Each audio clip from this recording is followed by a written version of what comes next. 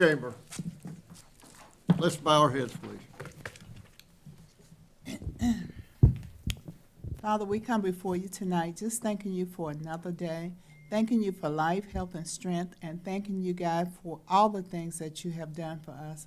We just cannot even thank you enough for the blessings that you have bestowed upon us, good health,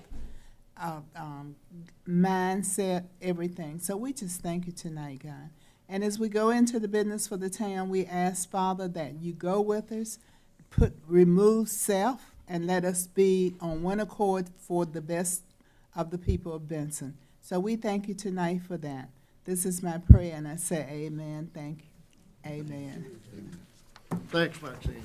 Let's stand and pledge allegiance to the flag.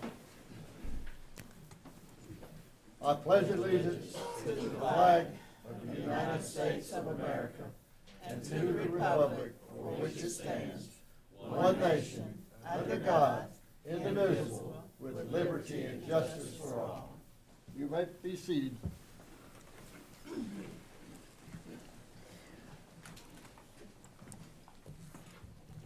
On the agenda, item B under 7 is being marked off. And I'll entertain a motion to approve the agenda as revised. I make a motion that we approve the agenda as revised. All in favor say aye. Aye. Opposed, no. We go into public comments. Individuals wishing to address the board are asked to provide their name and address for the record. Come forward if you want to come and speak to the board.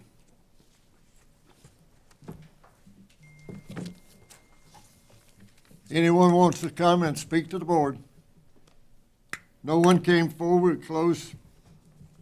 Now we'll ask Kim Pickett to introduce the new employee. So I would like to introduce you all to Kayla Godwin. She is our new assistant manager. She started on Monday. She is a resident of Benson. Her husband is on the volunteer fire department, or no, he's part-time at the fire department. And she used to be an employee of the town of Benson. She spent the last 10 years at Harnett County. And so we're really excited that she's joined us, and she has literally hit the ground running. So did you want to say anything? I just want to thank everybody so much. I'm ecstatic to be back in the town. It's a long time coming. Really excited to see what Kim has done since I've been gone, and also everything we can do here just to grow the town that we all love and we all live in. So thank you so much for having me. Welcome. And before you move on, I do want, because he's going to be presenting later tonight, I wanted to introduce you all to Paul Embler. He is our interim planning director. So you want to stand up so they can see you? He is going to be filling in until we can find a permanent position or a permanent person for that position. He comes to us with many years from the town of Smithfield. He's very knowledgeable in what he does, and you will definitely be able to tell that later tonight when he presents the rezoning. So did you want to say anything? I hope I can live up to what you just said. All right. Did you want me to introduce Paul Boucher? Okay, so Paul is going to come up. He was able to go to the Main Street Conference with Tyler this year. It was in Goldsboro, North Carolina. As you all know, we're an affiliate of Main Street, and so Tyler does try to go to that conference annually. He gets a lot of great ideas. This year he took Paul with him, and so Paul's come back with a lot of great ideas, and he wanted to just kind of give you guys a brief overview of what he got to experience in Goldsboro.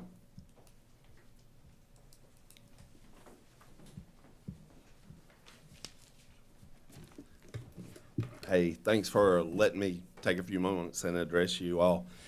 Just to give you just a little bit of brief background, because I think I know most everyone that's on the board and everyone that's here.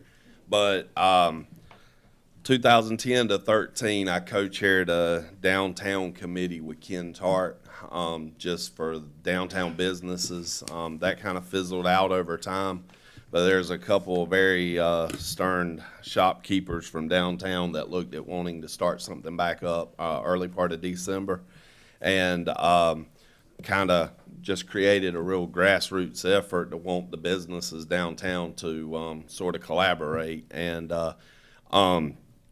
that's a good number of the folks that are here behind me. We've created a new organization called Elevate Benson.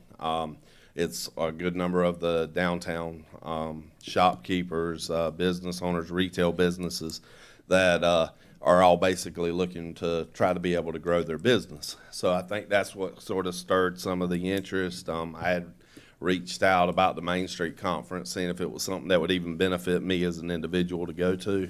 I literally texted Kim after being there the first day because I was like, this is awesome, the amount of information, the stuff that I've learned here. And so I had mentioned to her about possibly being able to go before the board. I brought back a lot of great ideas for myself to be able to use personally with my own business. There's a lot of stuff that I've expressed to our committee and encouraging them to be able to do. But there's some things that we either that I wanted to mention to you or some things that some of the folks that are on our committee have mentioned. If any of these ideas y'all like, they're my ideas or come from me. If any of the ones you don't like, it's those guys back there at the back. So I didn't have any control over it.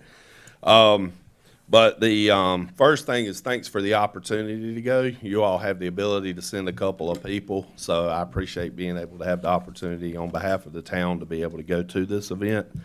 And I'd like to encourage us as a community to always have a presence at that board. There's a lot of potential influential people that you can be in front of, especially on a state level. Grant opportunities, downtown revitalization and development money that's available. So I would definitely say it's a great thing to be able to be in front of, and the networking opportunity and the opportunity you have to be in front of some of those people is real important. The other thing is I would always say that, or I would say that Tyler and I were both shocked by the number of things as a community that we're doing correctly.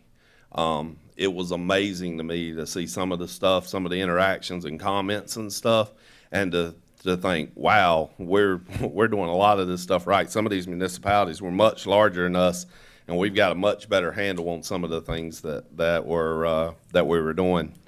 And I would even go as far as to say probably about 85% of those municipalities that were there would have given their, anything to be able to have just one of the festivals that we got. And I don't necessarily just mean Mule Days, but I mean the Aloe Fest Festival, the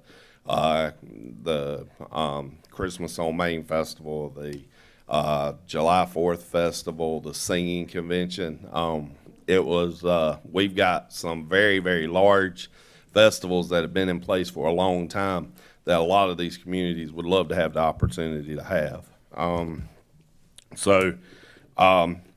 I would, however, encourage us to get more active with the North Carolina Main Street Conference. By the way, it's also considered the largest downtown revitalization conference in the country. And so I would definitely suggest trying to get more active with them. We are missing out on a tremendous number of recognition, publicity things. There's a large number of awards that they give out for not only the municipalities but private businesses, and actually even on an individual level. To people, businesses and individuals and municipalities for their contributions to their downtown area.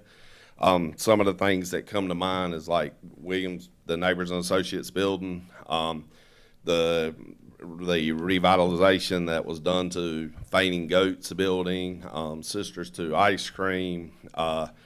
There was a number of them that I thought of right off the bat. Even the town projects that were done, my building, the buildings that were, the stuff that was done from a Parks and Recreation standpoint, not even just behind the Grove, but also the stuff on both sides of town with out towards Market Street and the other. But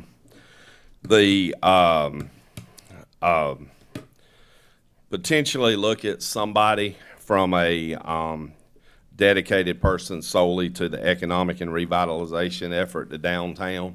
I know a lot of times people come before the board and they're looking for something and it's where's the money going to come from?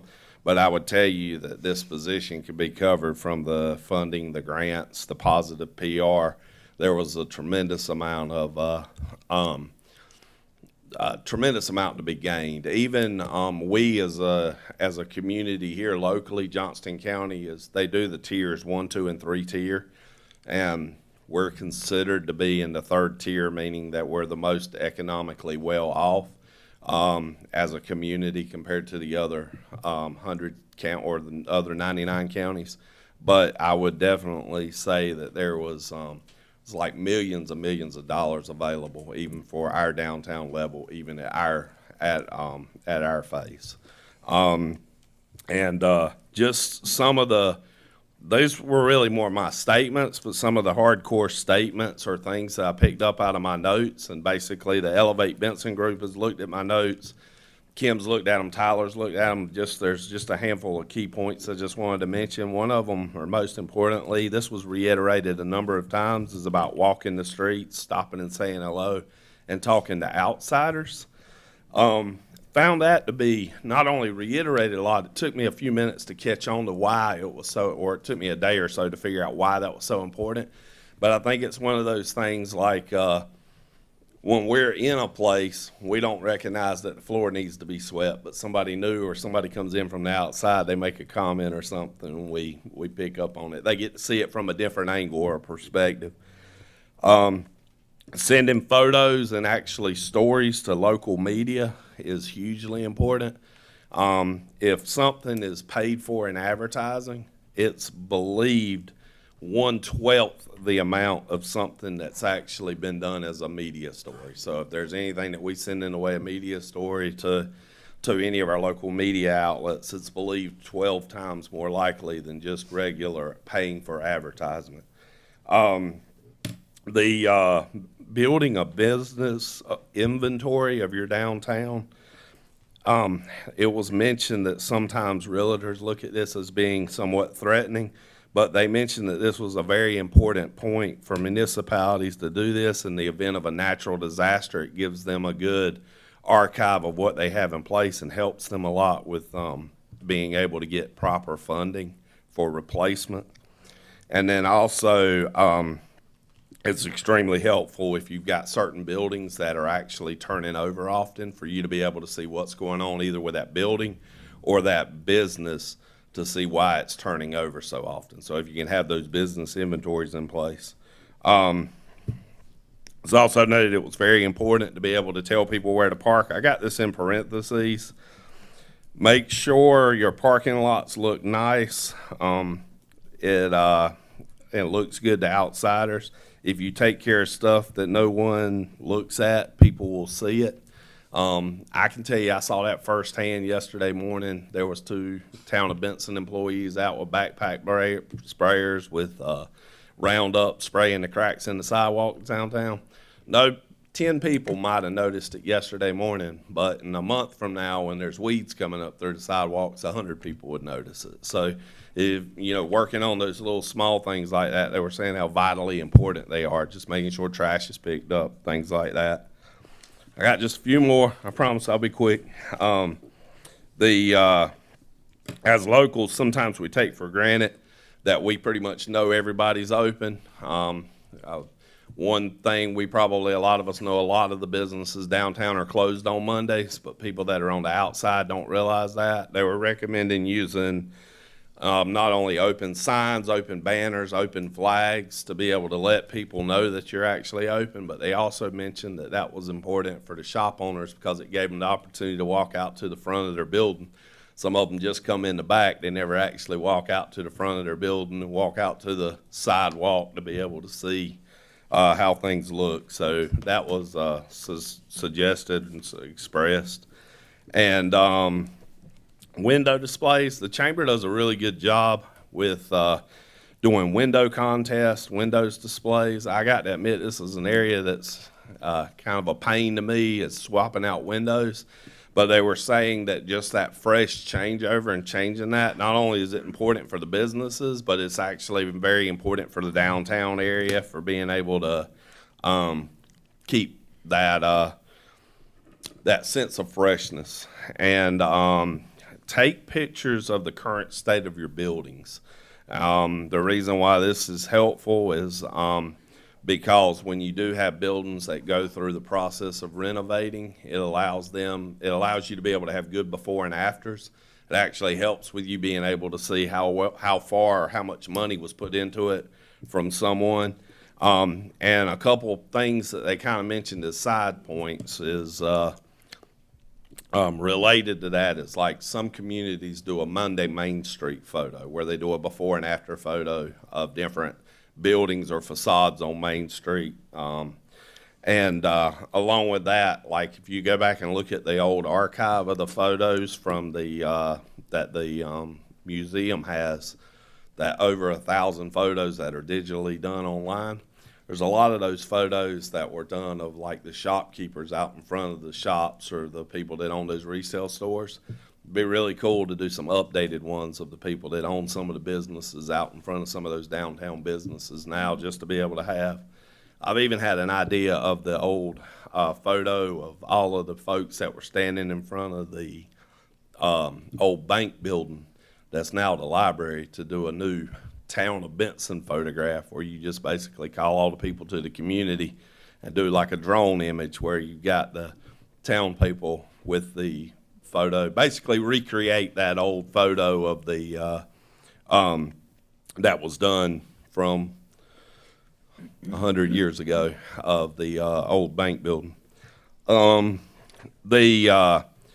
One of the things, the use of those downtown banners like we use for Mule Days that say welcome to Mule Days, sometimes from a municipality level you think of them as just being kind of a pain in the butt. It was recommended to use those, and two things about them I thought was really interesting. One, those banners actually slow traffic because people slow down to actually read them. So some communities use them to actually, if they've got areas where traffic's going through too fast, they actually use those as a deterrent to kind of encourage people to slow down because they'll slow down to read the banners. And then the second side of that was it was mentioned about honoring like local celebrities, as they called it, quote unquote. What they were talking about though is doing those banners in conjunction with like the local high schools or different sports teams, because this there's a saying in the travel industry, you call it heads and beds. In the downtown retail industry, of feet in the street. And so what you're doing is putting feet in the streets because you got the mom, dad, and the kids coming down for the kids to be able to view their banners. Similar to the concept of doing like the scarecrow thing in October. The walkability with downtown tours, that can be piggybacked on a lot of events that we already do. They were talking about something fairly easy that can be done is art walks, heritage walks, architectural detail scavenger hunts where photos are taken of either the inside or outside of buildings or the exterior elements, architectural elements of downtown homes. And then this is put into an actual walkability tour to, again, put feet in the streets, to be able to put people out walking around for these things. And then social districts, I didn't realize they've been as new as they are. They only started in 2020, 2021. Mount Airy had a study done, and they didn't want to do it externally. They actually used their police chief to do the study. He studied 21 area communities that had done a social district. They found that there was no uptick in crime. The reason why I bring up Mount Airy specifically is because they were one of 3 different communities that was actually doing a social district breakout. So I found that they didn't have any change in their crime rates. These communities reported to the police chief that they didn't have any increase in crime in their with their social districts. And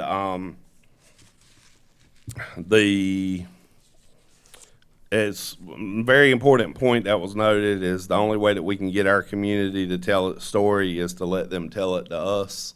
That was a number of people had mentioned that if you're going to do cultural events, that is extremely important to have those cultural event. The folks that are within that culture be involved in actually those events and to be part of the organizing it. That was hugely important, to not just be putting on an event and not including that actual culture. Sounds like it should be something that we realize, but and one really interesting note was, if you're doing an event just to do it, stop doing it.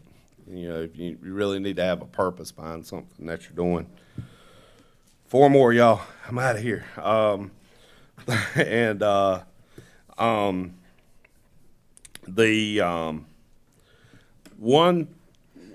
This really I thought was real interesting. They called it intangible cultural heritage. They referred to it as ICH.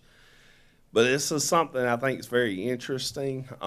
It's where when we have a lot of people that have moved into our area, and not necessarily just downtown Benson, but have moved to our area as a whole, one thing that we're taking for granted is that we're all from here and we kind of know from here. But it was explaining that we need to include explaining some of the heritage or some of the things. So sometimes when we've got an event that's going on, that there can be an actual oral exchange with people to explain things, such as a retired fire chief maybe sitting on a bar stool beside one of the oldest fire wagons in the state of North Carolina, telling some of the old stories. But not just that, but if we're doing not just doing barbecue inside a grove, but actually there's so many people that don't understand the process behind cooking a pig in North Carolina, or there's so many people that have never been to a rodeo and have no idea what's actually going on. But they were talking about the fact of being able to explain that, or these processes. Always use local companies wherever you can. Small businesses donate 250 times more to nonprofit and community causes. Spending money at a small business, 68% of that money will stay in your local economy versus 48% of it if it's a big box store. This is a big one to me personally, but encourage your downtown property owners to look at upfitting their upper story units at whatever method that you can use. Each one of those, every single individual that stays in an upper story unit in a downtown area brings in $11,000 annually to your downtown, additional over what a normal patron would. And then, again, this conference was done in Goldsboro. So pretty much tying in my last point is that Goldsboro's had a major movement in their downtown. If you'd have told me that I was going to go to Goldsboro 2 months ago and that I would have stayed there for 4 days and enjoyed it and ate in downtown Goldsboro and enjoyed it, I thought there's no way. But it was a great conference.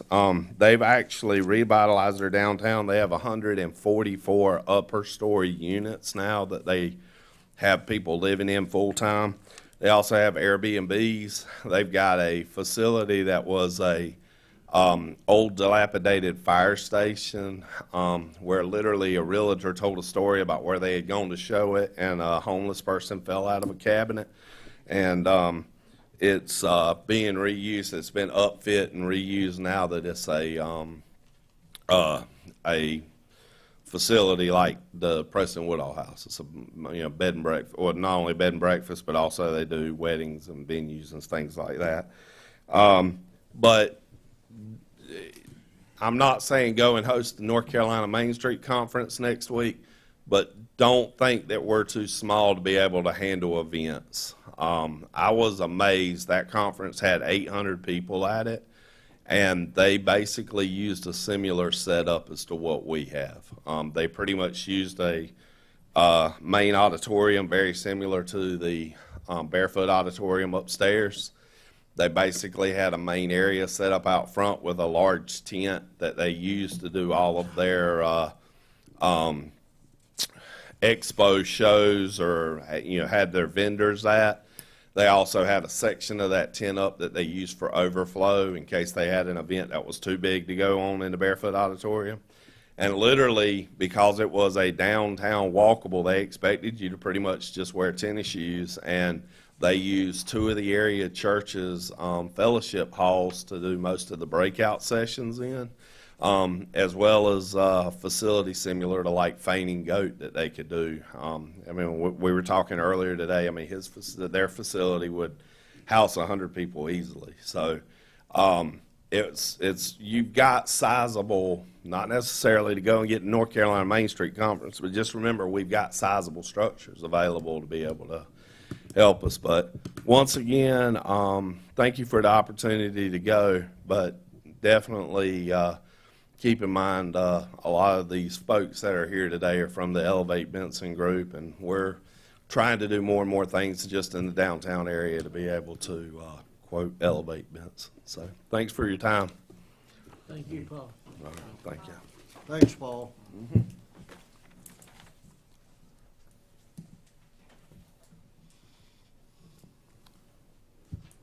Southeast Area Study, Gabby? Gabby? Good evening. Excuse me. Thank you all for having me here this evening to talk to you about the Southeast Area Study. My name is Gabby Lawler, and I'm here from the Capital Area MPO. So just a quick overview of what we will be discussing tonight. I will give a quick project refresher and an update on where we are at in the process. I'll do a walkthrough of what exactly is included in that final report, and an explanation of how we prioritize the projects that are coming out of the study, and then finally our work to move towards endorsement of the recommendations. So for those who maybe are not as familiar with the area study, it takes a look at integrating land use and transportation to accommodate existing and future travel needs for the purpose of reevaluating and revising as needed the unified vision and the comprehensive transportation strategy that was established in the original 2017 C study. And so the C study included a combination of CAMPO member jurisdictions as well as UCP RPO jurisdictions, which Benson is technically a part of the RPO, but this was completed in partnership with our sister organization, the UCP RPO, in order to attempt to coordinate transportation improvements across the region and not just specifically within CAMPO's boundaries. So moving ahead to the guiding principles, at the outset of the study, we asked the public about their vision for the Southeast area, and then from that feedback, the 2017 guiding principles were updated to be inclusive of that feedback from the public, as well as the stakeholder oversight team and the core technical team. And so these guiding principles just help to to guide how the recommendations were developed through the study. And I'm sorry, am I cutting in and out as I move away from it? Okay, thanks. So for the project schedule, this study started off in March, April of 2022. And as you can see right now, we are at the tail end of the study process, and we are providing presentations to local boards and securing adoption efforts.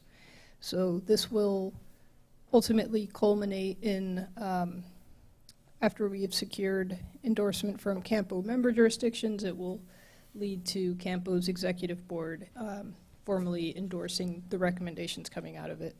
And for the RPO's member jurisdictions, it's a separate, slightly separate and distinct process, but I will go back to that later. So I'll walk you through the what all is included in the final report. So in the introduction, that just provides the context for what exactly we are looking to accomplish through the study. It explains that this is an update to the original 2017 CEAS that was completed, and so we went ahead and updated and accounted for changes in growth that have occurred in the region and in CEAS communities, and also just acknowledged which communities were involved in that process. So the planning framework is an outline of the process of how the study was developed, including detailed overview of public outreach, which was broken down into 2 major phases, as well as activity that was completed with the guiding technical committee and the stakeholder advisory committees. So the regional snapshot provides an overview of existing conditions and the future conditions to the extent that we can project what we expect to occur going forward. And this, is a building block that helps to inform what infrastructure needs there are going to be to support those future conditions. So the land use and scenario planning chapter, we took a look at land use and growth strategies, ran through a series of what-if scenarios and taking a look at development and redevelopment that we can expect to occur, and went through scenarios with the technical stakeholder groups. And part of this was working through not just how is development occurring, but how do we want it to occur going forward, and trying to make sure that we are as intentional about it as possible, and ensuring that we have the policies and the plans in place to support that. So moving ahead to the multimodal recommendations, the study provides recommendations for roadway, bicycle and pedestrian, and transit modes. And I'll go a little bit more in depth into that in a few slides here. And then the final chapter is the action plan. And so this includes a list of all the recommendations that are coming out of the study, broken down by mode, and with details for those projects, and kind of sorted out into a prioritization plan. So moving on to the prioritization process. As I mentioned, the recommendations coming out of the study were sorted out into near-term, mid-term, and long-term projects, near-term being 5 to 10 year time frame, mid-term being 10 to 20, and then long-term further out from there. So looking specifically to the bike and pedestrian mode, near-term projects were those recommendations that would fill in gaps in the network, specifically within towns. Midterm recommendations were those that are intended to connect towns and to provide connections to recreational resources. And long-term recommendations were those that are intended to complete the regional multimodal system. For transit, near-term recommendations were based on where there's key high-demand regional connections, so looking at where there might be transit-supportive land use in the near future. And a good amount of this was taking a look at potential microtransit services that could help to build ridership for higher intensity transit in the future as it might be needed. Mid to long-term recommendations were for areas that aren't necessarily supportive of transit just yet, but they might be 10, 20 years down the line. So looking towards roadway recommendations, these were sorted out by near, mid, and long-term, with near-term projects being those that are more so needed in the immediate term, so where you have the highest congestion. Mostly we're looking at travel time savings and where there might be more safety issues like higher crash areas that, those different types of criteria that are indicative of necessary improvements. And I will note that there have been some updates to the recommendations. So the image that you're seeing in this slide does not reflect a few revisions that have been made since the slide deck was put together, but I will circle back to that at the end of this presentation. So for the intersection recommendations, they were prioritized in a similar fashion as the general roadway recommendations, mostly looking at which ones could relieve congestion and help traffic flow, and those that are more so needed in immediate term. So moving towards final steps.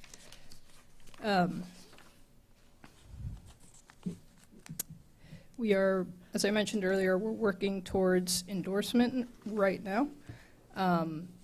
So before we started planning out all these presentations to local boards, the study team did reach out to CEAS communities for one final checkpoint, just to ensure that the recommendations that are coming out of the study are in line with what they were expecting, and just as a final check to make sure that there wasn't a need for revisions. I point that out to mention that we did receive a comment from the town of Benson, and Ms. Kim Pickett did reach out and explain that there was one project in particular that needed to be removed, and that is the extension of Banner Elk Road to connect it to Railroad Road. And so I want to note that that has been documented and has also been relayed to the RPO.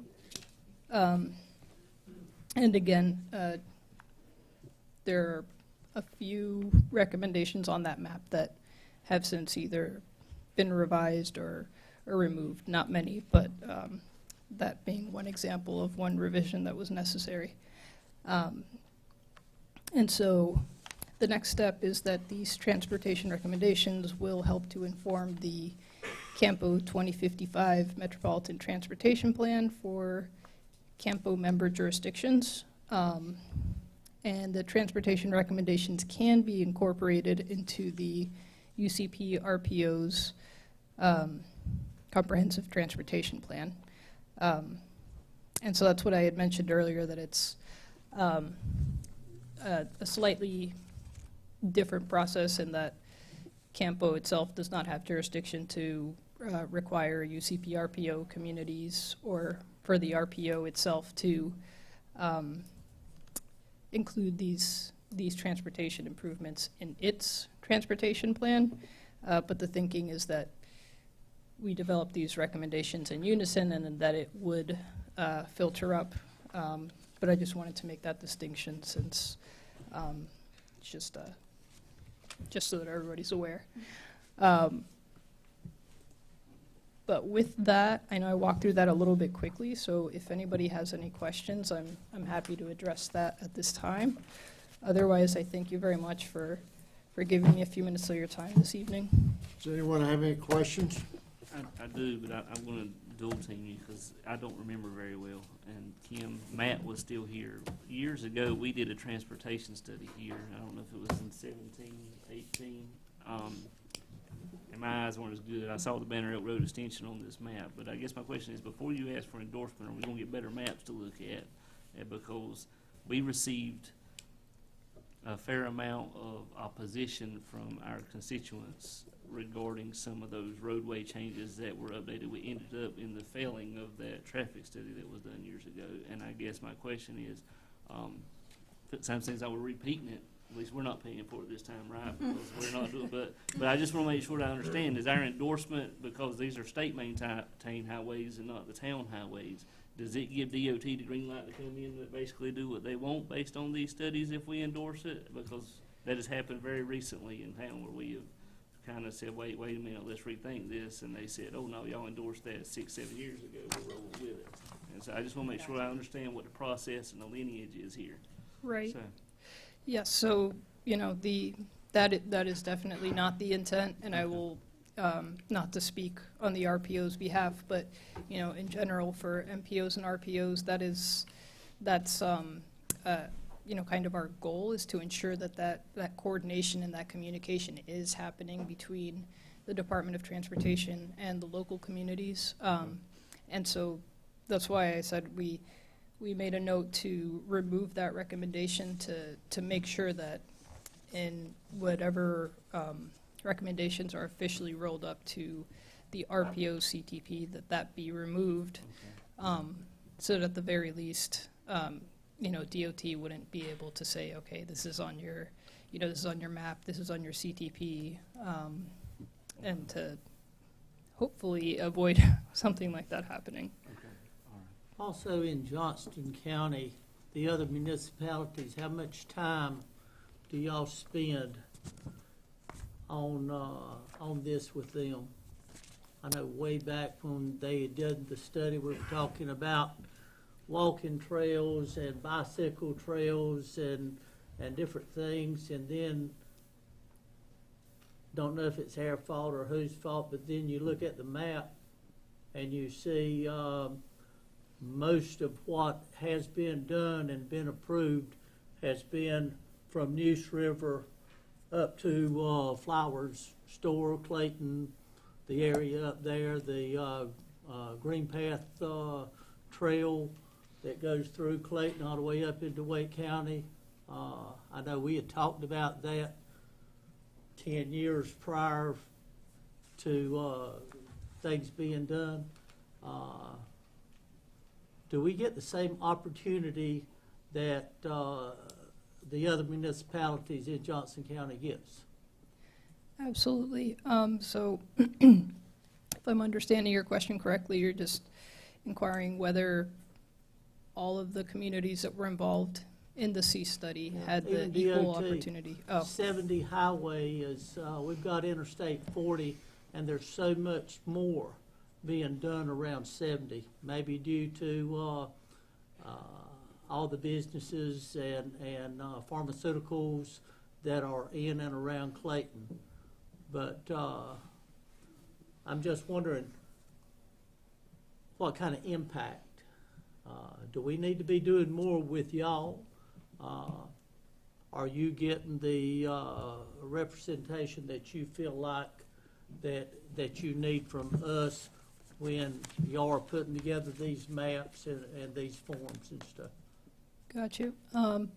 Yeah, well, that's part of the reason that Campo does the different area studies. So it's a fairly large region to cover, so that's why we break it up into quadrants so that we're able to take a little bit of a deeper dive and have more direct coordination with all the jurisdictions that are included.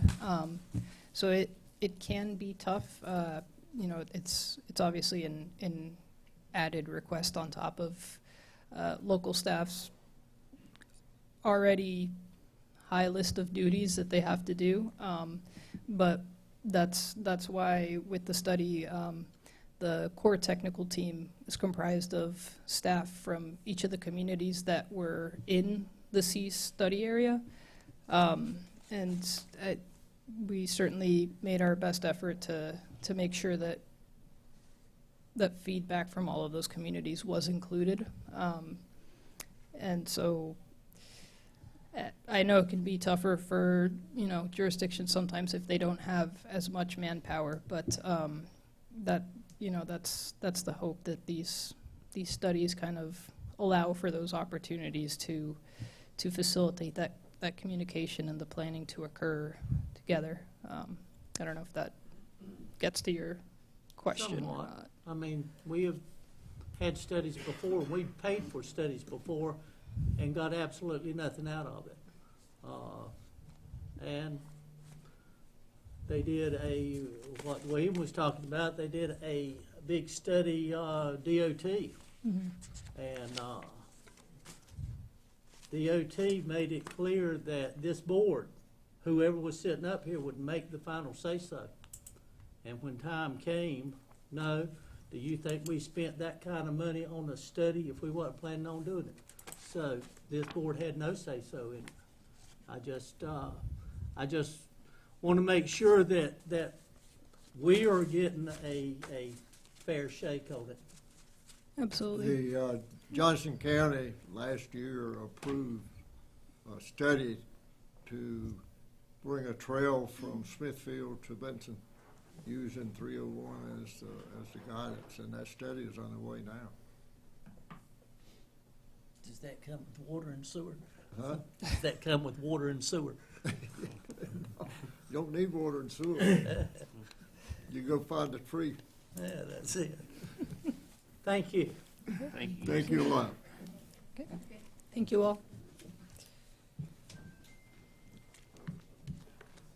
There's a number of reports that the department heads have done. Does anybody have any questions of the department heads? It was good to see Ralph back on the sidewalk a couple of weeks ago. I Helping said it was out. good to see Ralph back on the sidewalk in the museum a couple of weeks ago. Yep, Is he just temporary? yeah, Okay. helping out. Until we find somebody. All right, we're going to go into the public hearing category on RZ 2024-02.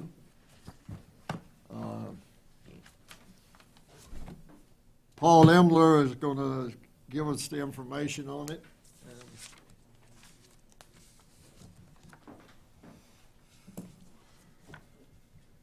Should be able to just slide down. Did she do a presentation? Did she do a? There it is. If I might take just a minute to talk about the trails a little bit, I can add a little bit to that if you would like me to. I'd love for you to. The reason why you see a lot of green up there between Smithfield and Clayton is because the capital area greenway out of Raleigh, which I served on for a number of years, was pushing the Mountain to Sea Trail to Smithfield. And that their planning process changed. The course was to go on down the Neuse River, and then there was a faction that broke off and wanted to jump over and go down the Cape Fear Basin and go down to Wilmington that way. And that one didn't win out, and they kind of stagnated. So that's why you see a lot more up in that area, because grants were applied for in portions of the trails, and it came through DOT is where the money came from. So a lot of that did. And so that and Raleigh was pushing it from their end to get their greenway down to Clayton. How old is that project? We did the Smithfield Greenway back about 2003, 2004, and we started planning on it probably about 1997, 98.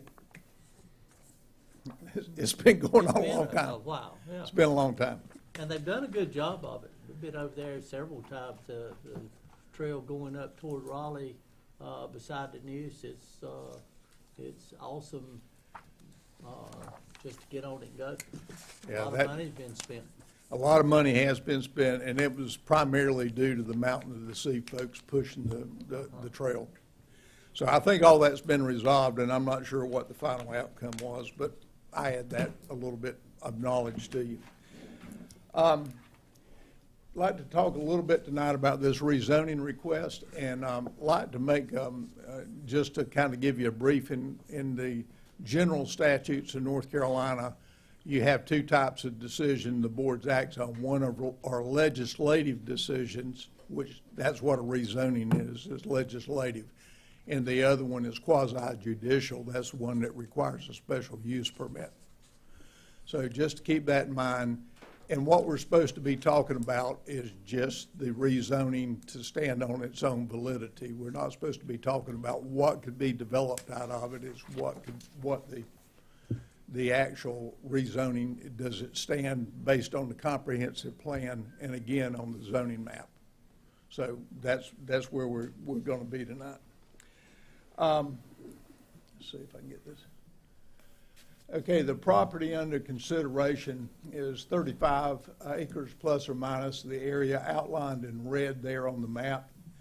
It's located on US Highway 27 West. It's served by the town of Benson Utilities. It's presently zoned R30 and R11, and its proposed zoning would be to an R6 zoning. And the applicant is Eastwood Homes, and again, it's about 35 acres. And you will notice that it says there's some conditions that they're proposing, which those are beneficial conditions to offset the density requests that they're doing. They're actually going to make the lots bigger than the minimum density in the zoning district. The surrounding zoning on the parcel is all residential. It varies. It's either R30, residential agricultural, or R11 at the current time. The proposed zoning is R6. There was a neighborhood meeting that was conducted on March the 18th by Curry Engineering, where 8 individuals attended the hearing, and there was some comments that came out of that. And the request it was brought forth in that meeting that the request for the higher density was due to environmental limitations. It's not only environmental limitations, but there's a power line easement going through the property, so Duke claims a 100-foot wide strip all the way through the property. So there's a lot of property eaten up with environmental as well as power line that you can't use for development. The improvements to the property shall be in conformance with all local, state, and criteria, local and state. That will be, the council will get to see it again because whatever is developed on the property after the zoning, if the zoning's granted, will be coming back for approval on that. And if approved and the improvements made, the property would be annexed into the town of Benson. In the next page, again, this is the area outlined in red. There's the property we're concerned with. And here again on the map, this is the NC 50 corridor up that way. And this is 27 this way. And this is Main Street going. I can't make this thing work very well. Main Street's coming back this way. It's in this R6 district, the single-family component of that is detached housing. It would be a minimum of a 6,000 square foot lot. There could be duplexes also there, but the size of the lot has to increase if it goes to duplexes. Townhouses require a special use permit, which here, this is where the quasi-judicial hearing would have to be made, as well as apartments would also require quasi-judicial approval. So the rezoning stands separate from that, though. Let's see. There are some approval criteria that you'll have to consider tonight as far as part of this decision. And I'll get to that more in a minute, but I'd like to go through and just talk about the zoning compatibility as well as the land use classification compatibility. The current zoning, as I mentioned, is all basically medium density or low density zoning around it. Low density being residential agricultural and R30, and medium density would be R11, which R11 means 11,000 square foot lots minimum. And what is proposed is R6, which is 6,000 square foot lots minimum. So the zoning is compatible. It's still staying residential all the way around the adjacent properties. The difference is the size of the lots are changing. That's where the non-compatibility comes in. And the comprehensive land use plan basically relegates that area to medium density, which is R11, which would mean 11,000 square foot lots. The development immediately across the street on the south side of 27, that is an R11 development. The impact on the adjacent property owners and the surrounding community is reasonable, and the benefits of the rezoning outweigh any potential inconvenience or harming to the community. And the reasoning behind that is being a yes response is the impact to the adjacent community is reasonable, as many of the existing uses located in the vicinity of the site are now residential in nature. And then the second question to be evaluated is the proposal does enhance or maintain the public health, safety, and general welfare. And the answer to that was yes.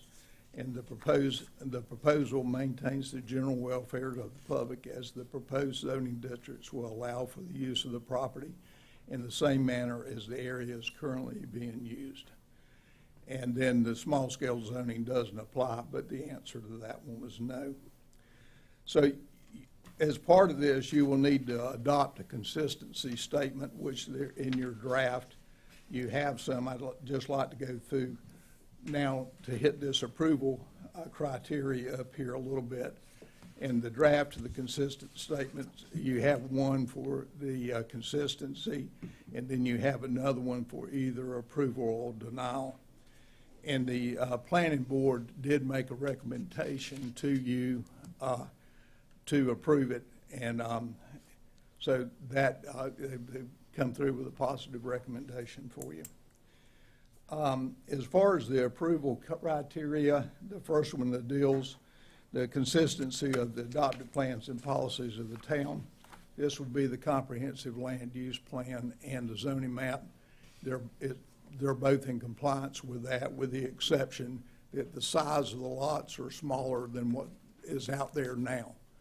And they're going to make, they have already made an offer to that the maximum density on the property would be maintained at 2.5 units per acre, and that the minimum lot size would be about 7,200 square feet, and the minimum open space would be 11.5 acres, and the minimum recreational space 1.5 acres.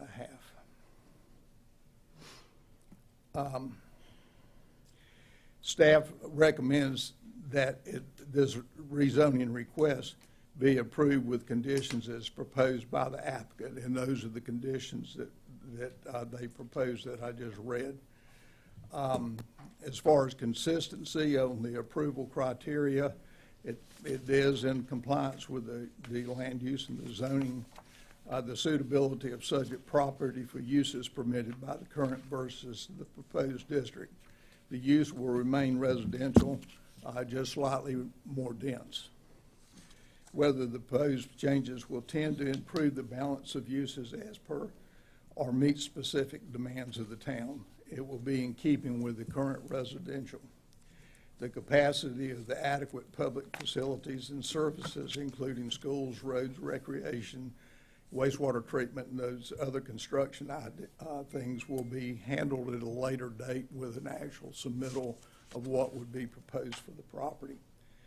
And it has been determined that the legal purpose, I can't talk, I'm sorry. It has been determined that the legal purposes for which the existing zoning exists are not contravened. It has been residential in the past, and it will be residential in the future. And then has there been any determination made that it will have no adverse effect on the adjoining property? As far as residential, it should have none, except the lots will be smaller. It has been determined that no one property owner or group of property owners will benefit materially from the change of the detriment to the general public. I don't know, but that would be your decision to make. Granting the request, if you do decide to grant the rezoning request, please state that you're accepting the conditions or either all their conditions that they're offering or some of them or how, but it needs to be part of the motion when you do that. So after I've stuttered through all that, what questions could I answer? So you want to have questions of Paul? I don't understand, how we can approve it without seeing some kind of layout of what we saw before, the layout from the developer was looking at R11. Now, we're talking about changing this to R6. Have we got any new plans as far as something to review as far as how many homes we have got? So you just said you could double it from R11 to R6. So that means we've got a couple R6s in town that, to me, it's a nightmare because, especially for fire and rescue, because we can't get to them. And if we had something that close together, it's a problem. I need to know more about a plot of how many houses we're talking about, and everything I've looked at, I hadn't seen. R11 would be fine. People have land to sell and develop it. I understand that. But when you start changing zones, and I do not know as much as I should know about rezoning something, but I do know what R6 is in some areas right here in town that's already a R6. You do not have any R6s out off 50 Highway that I could find. Is that right? That is correct. Okay. Or off 27 Highway? That is correct. Okay. If I might try to answer your question. Yes, sir. The way the zoning ordinance is written at the present time, we have to consider the zoning only. In the new amendment of the ordinance coming up, it has what is called a conditional zoning district, which the current ordinance has it. The proposed ordinance will amplify it. In the current zoning ordinance, the one that was adopted in 2015, the conditional zoning only applies to industrial areas and commercial areas. That does not apply to residential. The new ordinance is written or is proposed. It will has an opportunity to deal with conditional zoning districts, which in that case you will be able to receive a site plan. The process that we currently have to go by, the property has to be rezoned. That's the first step. The second step is that you get the subdivision submittal and approval. And now you can say no to the subdivision or you can say no to the zoning. But it's a legislative decision, and your attorney may want to correct me if I'm stating anything wrong. Not a word of it wrong.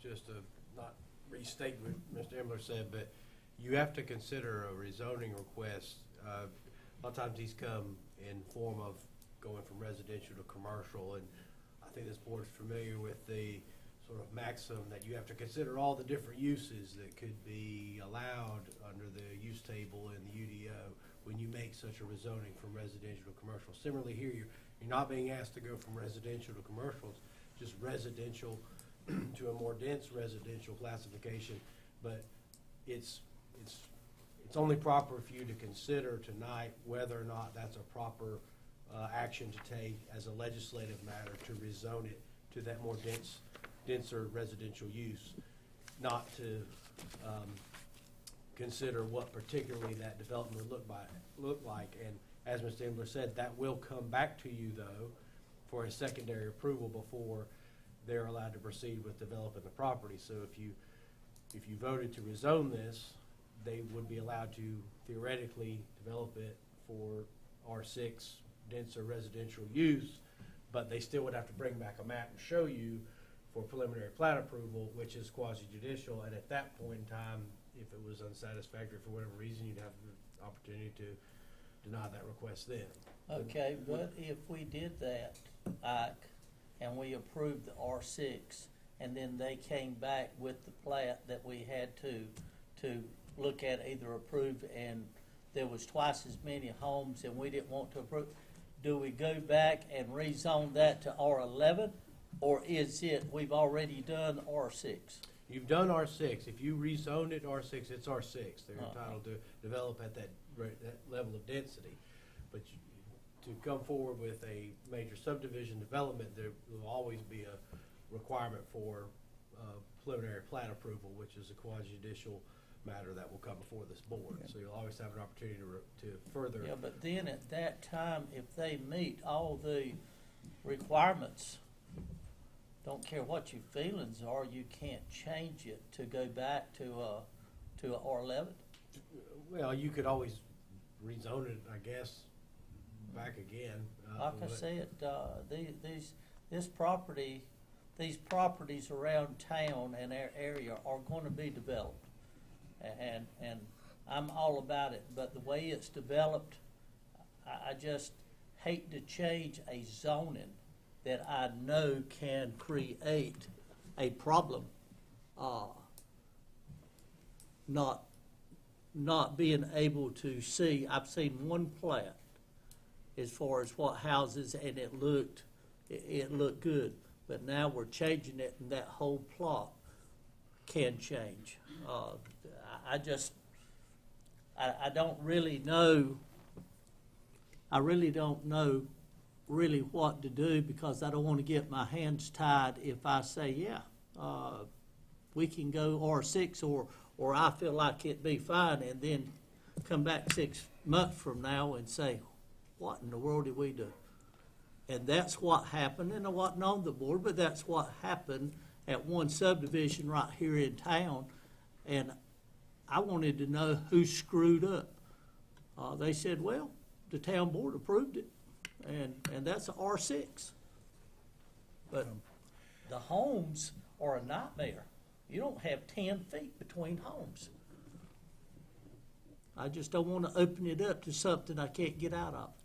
Well, I appreciate those concerns. That's the nature of what the decision that this board has to make tonight. But just as far as the map, not having a map now, you wouldn't have one at this point because you're just considering the rezoning. So let's think process-wise, and y'all help me with this, and see if I'm on the right track here. If this was rezoned R6 tonight, which is obviously inconsistent with the plan that we adopted in 21, that we paid money to do and did studies with the people that live in this town, not developers, but people who live here, right, when we did this land use.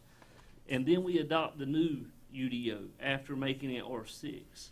Doesn't it transfer to something other than R6 at that point in time in the new amended UDO? And think of commercial, when we take something from the county that might be I2, when it goes underneath the U, then it went to B3, and then we got into a big war over that a couple of months ago. So if we go R6, does it stay R6 in the new UDO, or what does it change to if it gets adopted in between the time of rezoning and plat approval? And the UDO that we're working off of right now, is it designed to handle R6 or not? Is for medium density, which if you read in the book, R11 is for medium density, which is what is behind us. I live on Pine Street, so but that's what is behind us with the ABJ property is R11. Well, I'll take a stab at answering your first question. I think if you at much time pass the revisions to the UDO, there are different classifications, but I think they all keep pretty consistent. I think there are differences in names. I'm not exactly positive about all of what they are, because I don't have it right in front of me, and it's several hundred pages long, but I think there's a analog to an R6. I don't think it's called that precisely. That's correct. But there's an analogous classification. I just wonder if that reclassification changes any of the requirements. That's on my concern. If we go from an R6 to a high-density residential labeling, does that high-density residential labeling change any of the requirements?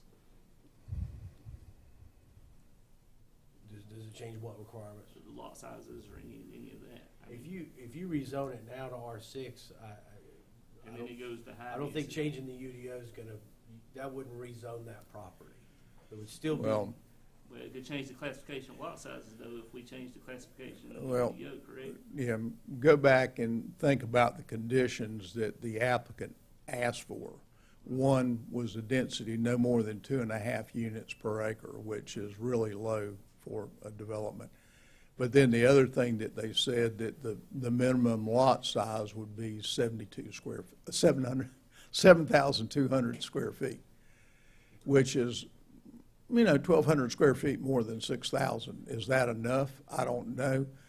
Other things that you can look at, and when you get into the plat stage, you could, if the fire department has a concern about the closeness of buildings, then you can, but it is going through a subdivision review process. At that time, the setback could be adjusted as a condition of approval. There's things that you can get to, and if it goes on into a special use permit, they've got to meet the requirements.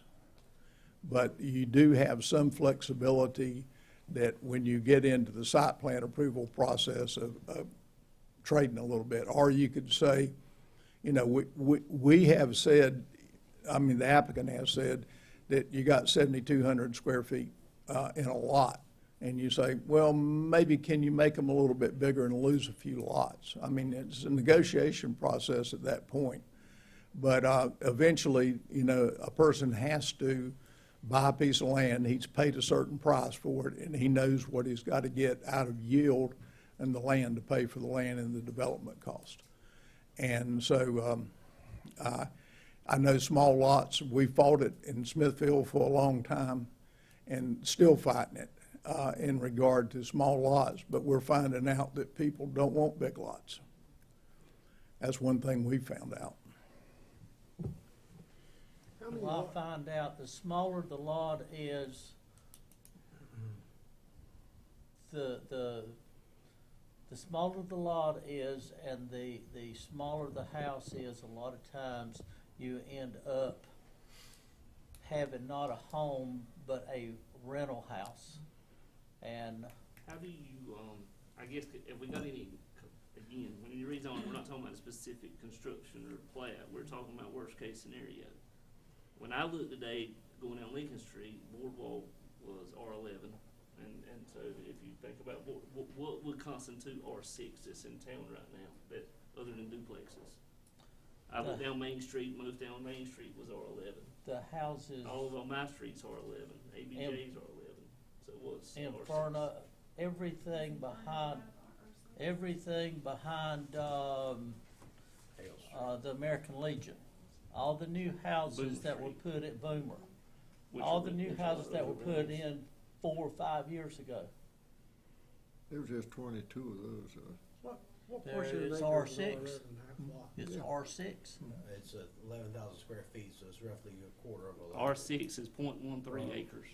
R6 is, yeah, it's, 0.13 acres. How much land is Oh, that right away? 0.13 acre lot. it's about I'm sorry. 43,000. The right of way, R6 is .13 acres? power right of What's way the R11? there. How much Almost land twice does it that. go from one Tell end you to a the quarter other end acre. of the property? It diagonally bisects the property, and it's 100 foot wide. So it's basically splits in half. They're saying You 2.5 can't do houses anything. per- About a third and Well, 2/3. they've got to do open space, and they've got 100-foot power line easement, so that's not usable. So Is that included with his so- open space? And you got wetlands, so if you go back to the map, and I don't know, do we know, I don't even know when asked this, do we know what the acreage of usable land is there if you take the easement out? and- I would, their engineer is here. I think he Okay, could okay, answer your all right. questions better than I could. Cause it seems like we got in front of the power line, and then you got behind the power line in the wetlands, and so you shrink all the houses on those two parcels, and then you've got the I'm assuming easement can be used for open space as well, so. They can't put a structure underneath the power line easement, but they could do like a pocket, like a dog park or something, you know? They could use it for open space. It's 1.5 acres of open space. If the utility's okay. Well, it's 11 and some acres of open space and then 1.5 acres of recreation space, I believe is the way it's worded. Right. So basically, a third of the total acreage of the property is not buildable. Okay. I'm roughly doing the math. So you got 20 acres of building, and you're putting, did I read 85 homes? Is that what I read? Maybe that's- Yeah, I came up with 85. okay, Yeah. All right. So the applicant is here as well as the engineer, so they could probably address some more of your questions. But if you have any of me, I'd be happy to try to answer them. So you came up with 85, but that's not what was on the original plot, right? Well, That's what you're figuring. there's 34.1 acres in the lots and 1.5 of open space. And if you calculate that out, it comes out to 85 lots. We we've got this is on the floor, and we either going to have to vote on it or Well, I think they Or still get start the an process. opportunity. Yeah, we got to do the open hearing. Yeah, you gotta open the public Voting on hearing. anything I don't understand, and I don't understand it, Jerry. Well, we got to do the open hearing. They get a chance to talk. Let's do the open hearing. you know, we need to give them a chance to explain. Okay. Thank you, Mr. M. Okay, thank you.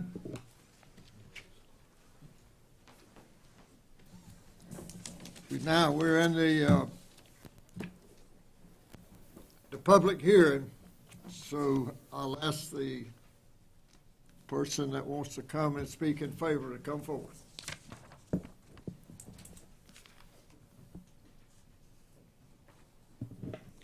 Give your name, address, and be sworn. It didn't have to be sworn. Don't have to sworn. Good evening, Mr. Mayor, members of the board. My name is Don Curry. I'm with Curry Engineering Group, 205 South Fuquay Avenue in Fuquay, Varina. And on behalf of the applicant, we appreciate your consideration of this rezoning case. And we do appreciate staff's report as well.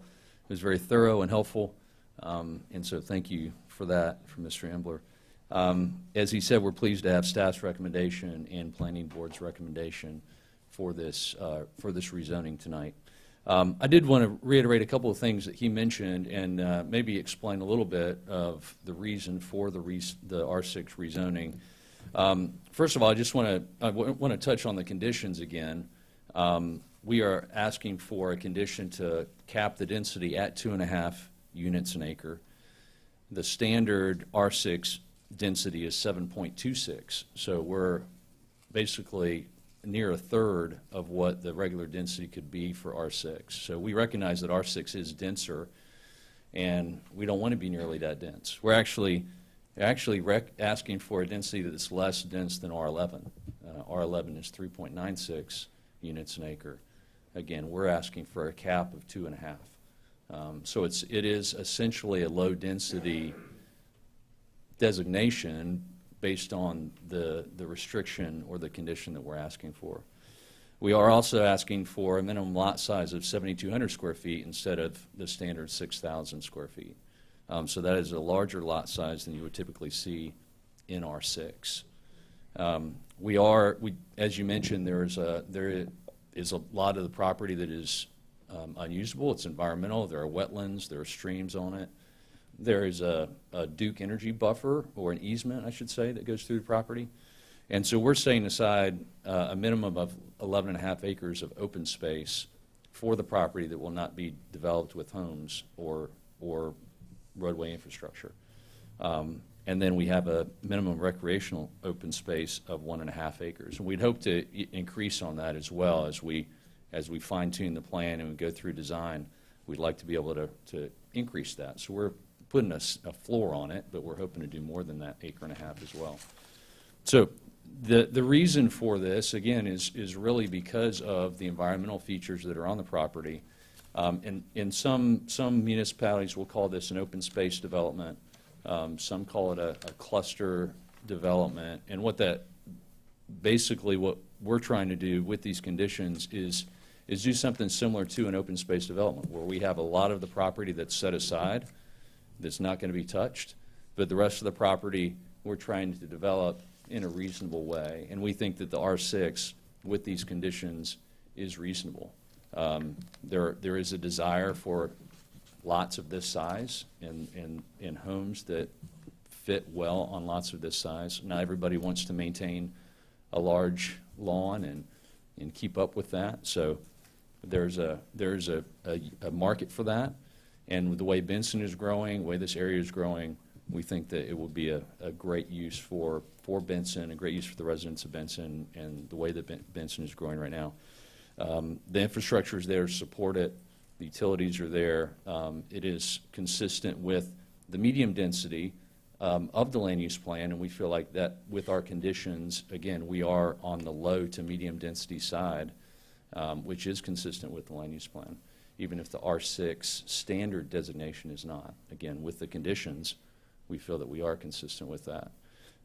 So we do feel that it's in the best interest of the town. There is R6 is nearby, east of Highway 50 off Church Street and West Hill Street. I can't speak to how those properties were developed. But this is going to be a new development. They're brand new houses, obviously. The applicant is a very reputable builder. And so I think it would be a real asset for the town of Benson. I will add just that some of the adjacent R11 property, the one that's closest to us, has a density of 2.87 with the R11. So we're even less dense than the adjacent R11 subdivision to us. There was some comment about the R6 zoning does allow for some other uses such as townhomes and apartments with a special use permit. That is not the intent of this subdivision. If it helps, we're willing to offer another condition that stipulates single-family detached homes only. So if that helps, we're certainly willing to offer that condition. That's the intent ultimately for this property, is for it to be a single-family detached subdivision. So I just wanted to offer that as another condition if that helps your consideration for this rezoning. Again, we feel that this rezoning is in the best interest of Benson. We feel it's reasonable. It makes good use of the property, good use of the utilities and the infrastructure that's nearby. And again, we appreciate your consideration. I'd be happy to answer any questions you might have. There's been some talk about stormwater design. I reckon you're a part of that too. More homes you have, the more stormwater you possibly can have, the more asphalt you have, more stormwater. You have got some drainage problems now. Have you looked at that? You've got some wetlands out there. Is that going to increase the wetlands if we do, even R11? If you put homes out there, is it going to increase the wetlands on any of the property owners? That's a good question. All the stormwater runoff from this development will be contained. It will be carried to a stormwater management facility or a stormwater control measure, we call them, which in this case is going to be 2 wet ponds. So we have some areas set aside that will be ponds that will contain that stormwater runoff, and it will slowly release it over a period of time to pre-development runoff rates. And that will be discharged into the adjacent waterways that run through the property. So there's some wetlands and streams that run through the property, as we talked about. The stormwater management device will discharge into those existing waterways and carry it off the property just the way that it's going today. So stormwater management is... We have some properties that have the stormwater retention ponds on it. How many years are they good for? Well, with proper maintenance, they're good indefinitely. And the owner, the HOA, which in subdivisions, the HOA ends up taking over maintenance of these stormwater devices once the HOA is formed and once that is all set in place. And they're required to have annual inspections of their stormwater device. So my company, for example, does that for a lot of subdivisions and a lot of owners. We inspect stormwater management devices, we write reports about it, and we give it to the town. And that HOA, in this case, is responsible for doing regular maintenance of that stormwater management device. After every rainfall event, there's certain things they're supposed to do. Every time it rains, there are certain monthly inspections that they do, annual inspections that they do. They're supposed to fertilize it, they're supposed to treat it, things like that. So they're required by the state to be maintained indefinitely. So as an engineer, and y'all do this a lot, y'all are out of Andrew? We're at a Fuquay Arena. Yes, Fuquay. sir. We do it all the time. Big place. I don't know how you do any business up there. That's crazy, the way they're building. But in the retention ponds you have ever put in, have you ever gone back and known any of them to be filled in and built on? No, those are protected and they cannot be filled in. No, sir. They're set aside and they're preserved, they're recorded. Who are they protected by? Well, the town has jurisdiction, the town has authority, they're the local authority with jurisdiction to require maintenance of those stormwater facilities. If the town, for some reason, doesn't, and don't misunderstand what I'm about to say, but if for some reason the town does not do that, if they don't follow through on their oversight of those stormwater management facilities, the state of North Carolina steps in and says, you no longer have the authority to oversee that stormwater management program, and we, the state of North Carolina, will take that over. So it is a very regulated industry, and especially with the development that's going on in North Carolina right now in some of these sensitive river basins, stormwater management is a very big thing, and we see it all the time, and it's very necessary. It's helpful. It not only reduces stormwater runoff from a quantity perspective, but it also reduces nutrients that end up coming with development. So it reduces the phosphorus and nitrogen load from developed properties. So it serves a number of different functions, and it's very important, and we take it very seriously. Well, I'm glad you do, because I have asked in the past, and you're the first one that's ever explained it to me as to who takes care of them.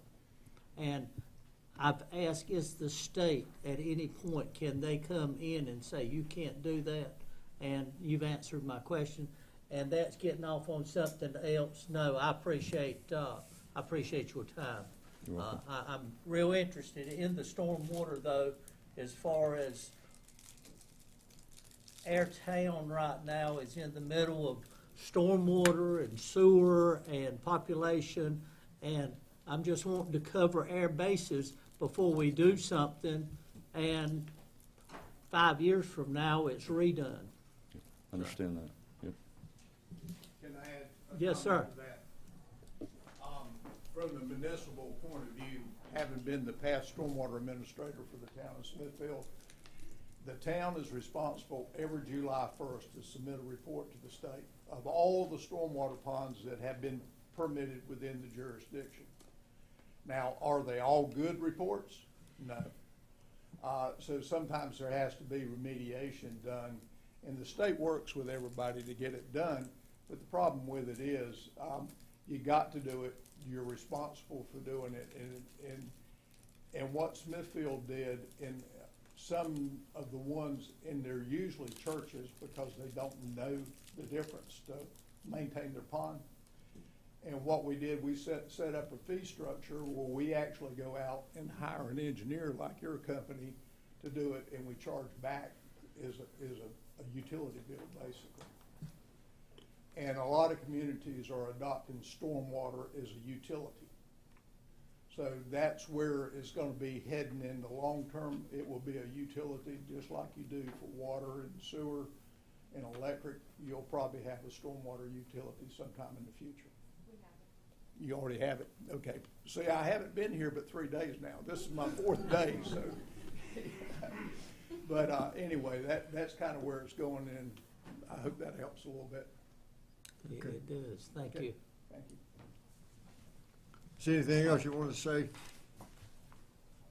No, sir. Thank you for the opportunity. And we do appreciate your consideration for this, and happy to answer any more questions that you might have. Thank you very much. Does anybody else want to come and speak in favor? Your name and address. My name is Billy Gillette, 1301 Sandpiper Court in Raleigh, North Carolina, and I'm the land acquisition manager for Eastwood Homes, and appreciate your time and consideration. I'm hoping, I know some of this stuff about the site plan and things, and your attorney can stop me where I need to be stopped, but I think I can shed a little bit of light on some of the concerns. One thing I'm responsible for is looking outside of the Triangle area, our division, anywhere within about an hour of Raleigh, and trying to decide where the next best place for Eastwood to go and build communities. That's my job, and then I take these sites that I find to the stewards that are the family-owned Eastwood home business that have been doing it since '77. And they come up and go with me in the car, and I drive them around and show them the different options. And when we showed them 2 or 3 areas that are in these satellite communities of Raleigh, they loved Benson. They thought it was cleaner than all the other towns that we went and looked at. They thought it had more opportunity for growth. They thought it had the roads and infrastructure that we need. And so they chose. They said, this is where we want to be. We brought in our marketing team that does analysis in 7 states. They looked at a snapshot of what they call a snapshot of Benson and the proposed 85 homes. We think there's a need for 500. We don't. I understand, but just from a demand side of what the housing need here. Right. So from a marketing and selling side of the homes, we develop, build, and sell the homes. We sell them to individuals, not renters. We do not do that. It's a standard mortgage, selling to individuals that qualify. From a perspective of the product that we put on the ground, one reason that, I hear some concerns about R6 and what was put on there or not, but one reason, and he spoke to it, that this yield is so important is Eastwood Home builds a very nice house. I mean, these are 3,500 square foot garages, 2-story stone. We're very proud of it. The stewards are very proud of it. We don't build any down and dirty product like Nationals do. We don't have that product. And so this is the only product that we build. And this product, the bricks and sticks, cost a certain amount right now. And in order to pencil that, and we have to have a yield to make it work business sense-wise for our company. And that is why we're here, is we need to put 85 houses on the ground to be able to put this quality of product here to make it work. And one thing I will say, piggybacking on our engineers, 7,000 is the minimum, but when we get into the site plan, and I know it's not the time to do it now, we've got lots that are 11,000 on this plan. It's not all 7,000. They're ranging from 7 to 11. So we'll get you the average, but with the constraints of the environmental things, you can't just, it's not a square box where you've got 85, 7,000 square foot things. There's lots of all different shapes and sizes, some 11, some 10, some 8. The minimum on our plan was 7, where there is a lot where the constraints require that's as big as we could get on there. What's the minimum square foot Of our homes, of your homes? we average 3,500. 35. What's the minimum? I think we've got one that's around 2,900. 3,000 Don't hold me square to foot, that. And you go up to 7,000, 8,000? I mean, 7,000 or 8,000. square foot. We would not propose a house No, I'm that not big. talking about here, but y'all do. Yeah, we build bigger homes in certain communities. Yeah. Uh-huh. Yeah. Okay. Yeah. But this is our core product. What we're proposing here. And like I've said to the planning board and the community, we're extremely proud of these communities, the stewards are. If any, be happy to share as we get into the site plan and the product and the architectural designs that'll all have to come back through here. We're happy to, take you to the communities that we're building in McGee's Crossroads and other places, and we'll open the doors and you can walk in, and I truly believe you will be happy with what you see. We're proud of this. I'll add, I'm sorry I didn't say this earlier, but about 9,400 is the average lot size that we are proposing, so you mentioned that, yeah. But probably got into more than what I'm supposed to, but I just felt like it was important for y'all to hear from Eastwood. Y'all have any other questions? Thank you, sir. Thank you. We appreciate it. Anyone else wants to come and speak in favor?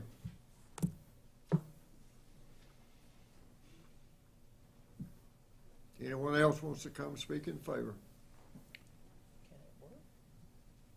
All right, who wants to come and speak against?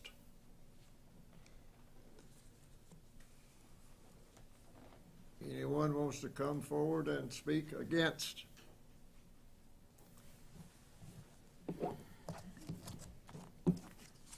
No one else is coming forward. We close the public hearing, and we will let the commissioners talk amongst themselves as what you want to do.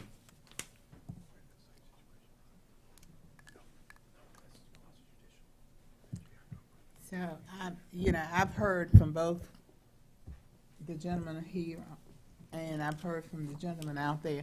I'm ready to make a motion. Does anyone else have anything they want to say? So, do I have to say all of that? Hold on Several just a minute. things, there's a technical Oh, way of doing Lord, it. I can't even see that stuff. You need to adopt the, depending on what your motion is, but if it's to approve, you would adopt the statement of consistency and then follow that script, I guess, depending on which way you want to go with that. And then our recommendations that were in this thing. Conditions. Does Do we do anyone- this one at a time, or like we normally do, or are we gonna do it all I'm at talking once? about the recommendations were the. You can do them all at once, and I would make that in your motion, that if you are seeking to make a motion to approve it, that the two conditions that have been stipulated to in the application, and then I guess tonight here through the engineer about single-family detached homes only, if those are acceptable, then And I just wanna be clear that if we approve it with those conditions, if we transfer to the new DEO before they submit for plan approval, those conditions are stuck with that property, no matter what the reclassification of the zoning is. yes. But it's not R6, it's R6 plus this, and this, no matter what the UDO does. If the applicant's good with that, and that's what your motion is, and the board approves that, yes. There was one of the conditions to add a single-family detached subdivision. He said he would do. He would, They said they he would, would. they would And do was the that. other for the HOA? It was, their Minimum lot size. maximum density would be 2.5, minimum lot size 7,200, minimum open space 11.5 acres, and minimum recreational space will be 1.5. And then he added the single-family detached if y'all wanted to add that. Right? Yeah. The HOA And my requirements. microphone broke, I'm sorry. I'm a little I'll say sensitive. you're Or on. its battery's dead. Yeah. All right, I'm ready to, I think, The HOA requirements in the UDO already. Is all, okay. Yeah. I think my only concern, I just wanna say this, because y'all know that I'm on the fence about residential anyway, is just that, because I don't want us to, if we rezone this, we are amending our map, right? We're amending the map that we did in 21, the land use map. And I don't want this board to get into a situation where we are making map amendments that are against our adopted plans and policies, right? Because every time if we approve this tonight, we're changing what we approved in 2021 when we held that study, right? And so that's the only thing that concerns me, is we're going against what we pay a lot of money to get done. Did you look over the new study and see if it changed it any, if we would have adopted it? I don't know. No, I asked that question, but is it? Hang on, I'll look it up right here.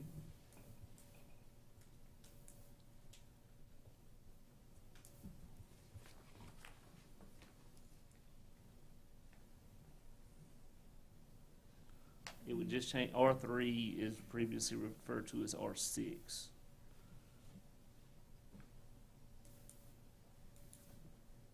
But I don't know what the R3 requirements are. they're the same. They are the same. The same, so it's still 6,000 square feet. So, and then the worst case scenario, say they do this and they do their due diligence and they walk away and we rezone this to R6. That means another developer can come in and meet these same requirements and move forward without coming back before us. Correct? Well, theoretically, yes, as far as the rezoning, but they'd have to call, any developer, any party that would develop this property still have to bring forward a preliminary plat for approval by the board in a quasi-judicial proceeding. Yeah, but when they Even in the new, also or, meet you special know, I conditions. thought we increased the number of lots where it doesn't have to come before us in the new UDO. Yeah, but I think they're over that amount. Are they? I don't know what the What they amount is. discussed tonight. If they were under that and the new UDO was in effect at that time, they may not have to. But I think that threshold's, now again, I don't have it in front of me, I think it's 20. And they would be, I would suspect they'd be over that. But if they were under it, then yes, they could have an administrative approval only. For a sizable development, they would have to be approved as a quasi-judicial preliminary plat review. Given the, well, he just said they walk away, and so rezoned R6, if another builder or developer came in, whatever, they still have to meet special recommendations of 7,200 square feet, all that good stuff. That's what your rezoning ordinance is gonna state. Yeah, they still have to meet the requirements. Right. Any other comments? I'll entertain a motion. I had a motion on the floor. What was it? You didn't hear it? Yeah. Okay. So, the Board of Commissioners adopts a statement of consistency and finds and determines that that case number RZ 2024 dash, is that 02? Is consistent. And so I would need to use consistent with the goals. consistent with the goals, objects, and policy of the town of Benson, comprehension land use plan, and is reasonable, and in the public interest, hereby recommending approval.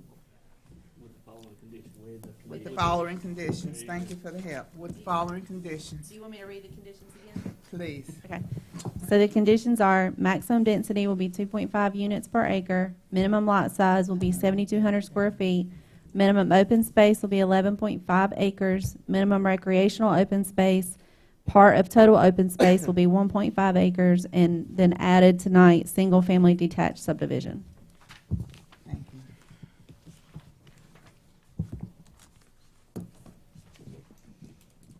I'm gonna get Everybody me a copy understand of the- that and put it on my thing so I I'll can get see. you one for next I time. can read, I just can't see. It's a glare. All in favor, say aye. Aye. Opposed, no. Ayes have it. Thank you so much.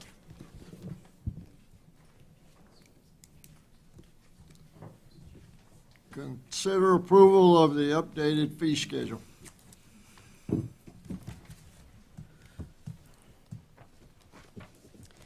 So this is for, specifically for the electric fee. We discussed this at the board retreat, that we are getting, rider one is going to be added to our wholesale bill. It's approximately $10,814 a month. So based on the number of customers, we're going to just do a base fee increase of $5 for all the residential, small, medium, large CP public school rate. And there was a question about having somebody here from Electricity, so Kathy Moyer is here if you have any additional questions following the board retreat. And she's right behind me, so she's here if you have any other questions. But this is for the true up, the 2022 true up that Nakempa had with Duke Energy. Do you have any questions? You don't have any questions of Kim? Because we're on public record and there might be people watching and here, Yes, sir. and they're gonna see their rates go up. Could she just give like an overview of why we're doing this? Sure, yeah. So that we don't- So this is Kathy Moyer. They tagged it on to us. That's right. Yeah. Thanks, Electric Cities. Yeah. I think I'll just give you a brief overview. You all are billed. You are part of North Carolina Eastern Municipal Power Agency, and you all are billed on estimated rates based on projections. And we get those every December, and then we meet as a rate committee for North Carolina Eastern Municipal Power Agency, one in January, and those projections are given out to y'all, and then that's what you're billed on for that calendar year. So when we talk about the true-up, when we talk about Rider 1, we're talking about we get actuals 6 months later for the previous year, and if those projections were over cost or under cost, so we have gotten credits before, and we have gotten charges, those are what's trued up. And then we meet in September, and the rate committee recommends how that true-up is actually billed through. But it is based on estimated rates, and then it's trued up later, so that is why Rider 1 at the time that you all went on formula rates, that you all sold the assets as North Carolina Eastern Municipal Power Agency, you all then went under formula rates, and that's how those formula rates are billed through to y'all. So they're based on an estimate, and then they're trued up the next calendar year. So for Rider 1, 2022 specifically, as we know, 2022 was a year where we saw natural gas prices and fuel prices go up to very high costs. So of course nobody could have predicted that, along with the mild winter. We're always preparing for a very harsh winter. We saw those projections come in much higher, those costs come in much higher. So that's really what was driving that 2022 true up. So, But you had a mild winter. Costs should have gone down instead of up. How have we come up with $10,000 a month that we pay? And it's estimated, it's kind of like my estimated taxes. So next year, say we've got a mild summer and a mild winter, so we're going to maybe decrease 20,000. Y'all going to give us 10,000 back? It all depends on what the actuals come in. So we do have had times where we did provide a credit, and we did give that credit back to y'all. But this particular year, their cost projections were off. The true-up was in the amount for all 32 members, about $53 million. So your portion is the $10,000 a month. So again, it was driven by high natural gas prices that we saw in 2022. They went up to $9 in some cases, an MMBTU. We're not so that producing came in. natural gas. It's being cut off. Say that again? Nothing. Oh, sorry. I'm sorry. And really, it's just fuel costs, and you'll see that across the board in the industry. So You were just a little bit wrong in your statement when you said that you give us money back. You don't. You give us credit. that is exactly right. You don't raise our rates. That's but you right. don't reduce them either. That's right. That's exactly right. We are talking about wholesale rates, not retail rates. Not the retail rates that you charge, that we're just a line item expense in your electric fund budget. But you're right, we do give you a credit. Well, I'm gonna let the record show that we've been under contract for 10 years. At the end, at July 1st on 2025. And we were expecting to have $60 million that was left over with that process. We're not getting anything, nothing. That means we're gonna pay $10,000 a month extra. And we'll have our debt paid on July 1st of 2025. So Yes, sir. this is not a happy thing, I can tell you that. I can't use the word. But it'll true up again, right? And Yeah, so it could be this is a $20,000 $10,000 next per time. month for the next For 2 years. for the next 24 months, and then And then in we 20 reassess, and then Well, in 2025, your debt's gonna fall off, but in October, we potentially will have another true up for 2023, but we won't know until a little bit. so we'll be debt free, but they're gonna keep getting payments, and they're gonna keep getting payments and keep getting payments. Right. Yeah, we have to pay for what you use. See, everybody kissed Duke Power because Now, with Duke, because they're now decoupling, you know, their rates, is that gonna help us or hurt us? Cause then you talk before mild summers, mild winters and stuff like that, so now Duke is going to their rate as far as, not basing it off of, the summertime and the heat. Is that gonna hurt us or help us? So those are retail rates. So that's if you're a retail customer, electric customer, it doesn't- Duke Energy. not affect- So it doesn't affect you at Okay, all. that's Y'all are all. under your separate contract with the full requirements, so this is a wholesale. Okay. Mhm. any other questions?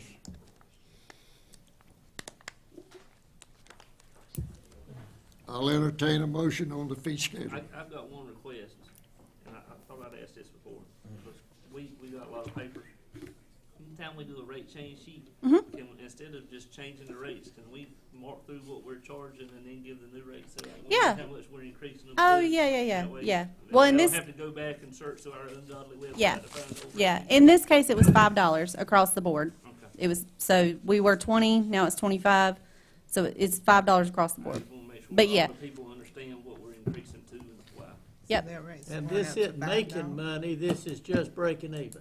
Well, it came out to like $4.85. So I've just, Yeah. sorry. No, we're not making any money. We're not making any money, no. I make a motion, we approve the rate fee schedule as proposed. Any other questions? All in favor, say aye. Opposed, no. Ayes have it. Thanks, Already God. there.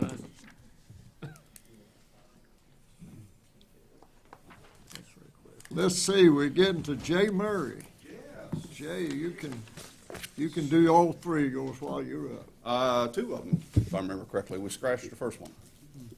Yeah. The wastewater treatment plant contract. Okay, that's right. We do not have it executed yet. That's the reason why we're not going to present tonight. This is for the very first item, is a lead service line inventory, something that's being required by us from DEQ. We have to go in and inventory our lead lines that we have in our water system right now. And so we put out a request for qualifications and had three firms send some information back to us. And myself, Kimberly, Ray, and Jeremy graded each one of our applications we received back. And at the very end of the process, Withers Ravenel gave us the best process and the best ideas to complete the survey. So we're recommending to go with, for Withers Ravenel to do the service line work. They do everything in-house, and plus they know our water system very well, so. Oh, you wanna vote on each one of these separate? Yes, sir. Okay. You ready? I'm ready when you are. Let me ask you something real quick. Yes, sir. We're fixing to approve or disapprove something. How much is this gonna cost us right off the top? The plan itself is for $250,000. We are responsible for $100,000 of that in the 0% interest loan. We have the additional $150,000 will be forgiven. I got a question. So Yes. when we did the water study about the flow, everything, size of the water lines, Correct. was there any material, the water lines, stuff like that gathered?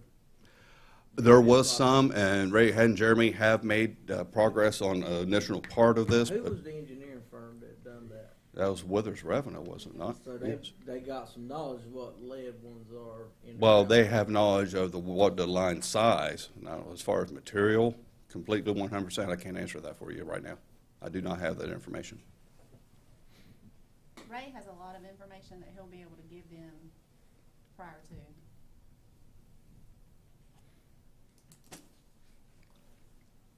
entertain a motion.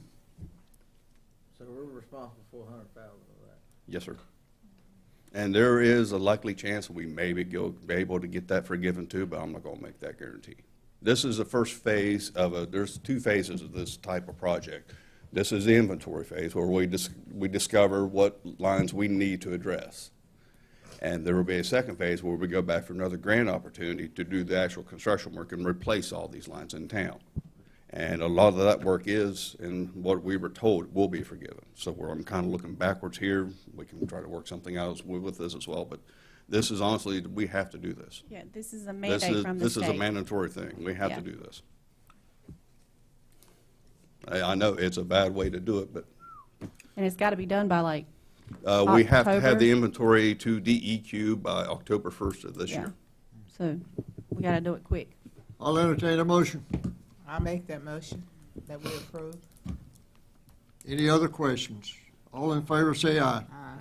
Opposed, no. Ayes have it. Okay. Engineering services. Yes, the second one is for the engineering services for the stormwater lines. This includes the lines out at Man Street, Riddick Street, and for the downtown business district as well. This is strictly for design and engineering services only. And again, we asked for requests for qualification packages, and we received 2 of them for this one. One from the Wooten Company and one from Summit Construction Company. This is the first time they've actually sent anything to us, so I'm happy to see that come through. Again, after going through and rating the companies through different various ideas, the Wooten Company scored the highest, and I recommend them to do the work, the design work only for this project. They already have knowledge of the downtown business district. They helped us try to get the Lassie grant last year, so they're miles ahead of anyone else on this project. So that is my recommendation. Can any of this be grant? This is This is all grant. This is all This is grant. all grant. There's no money out of our pockets here. So engineer, 400,000. even in the grant, the engineer work will be, Reimbursed Part at, of- yeah, I can turn in monthly reimbursements on okay?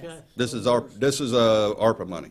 This is under ARP. Say that, what now? What'd you say? The stormwater study we done before with Guerrero, This is to get us a project-ready plan. So we have knowledge of why certain areas in the town flood, yeah. like Carly C's and particularly downtown.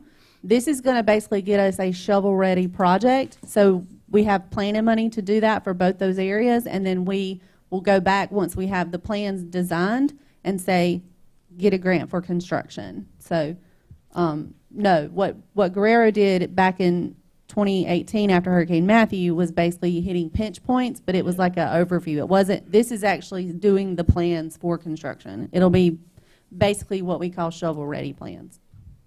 But it's 100% grant. It's all funded. grant, yes. And And we we, don't, not a reimbursement plan like. I can submit for reimbursement prior to or after, but I can do it monthly. So as soon as we start getting invoices, we'll start submitting. The town is scheduled for this to have the plans ready, should be around April or May of next year, to have them completely ready. And I will say this as a side note, is I've been here for a little over 2 years. I've been asked 3 times by certain congressmen if we have a shovel-ready project, and I always have to tell them no. Now we will. So I'm looking for a motion to I'll make approve. that I motion. entertain a motion. You make a motion. We'll just I make did. it. Made. We'll make it. Okay. All in favor say aye. Aye. Opposed, no. All right, thank you, Jay. Approval of the February financials, Kim. So in February, we should be at 66%. We stand at 69.66 in revenues and 68.73 in expenses. If you have any questions, just let me know.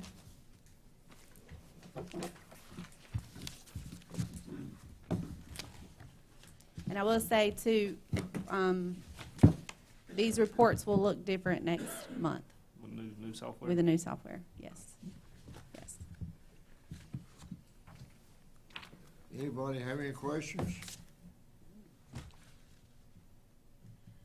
I'll entertain a motion. Make a motion to approve. All in favor say aye. Uh, Opposed, no. Town managers report.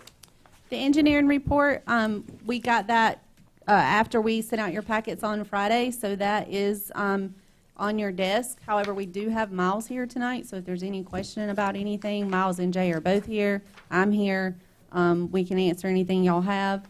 Other than that, Farm Heritage Day is coming up April 12th and 13th. Specifically on the 13th, our downtown businesses are going to be doing a special shop Saturday, so be sure to look at the chamber website and our Facebook page to kind of see what's going on with that.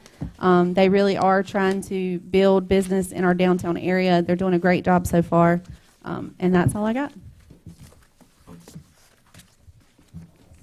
How about the Wooten report? If Miles is here and Jay is here, so if there's anything specific that y'all want to go over, I mean, nothing's really changed from the board retreat, but we're happy to go over Does anything. anybody have any questions on Wooten?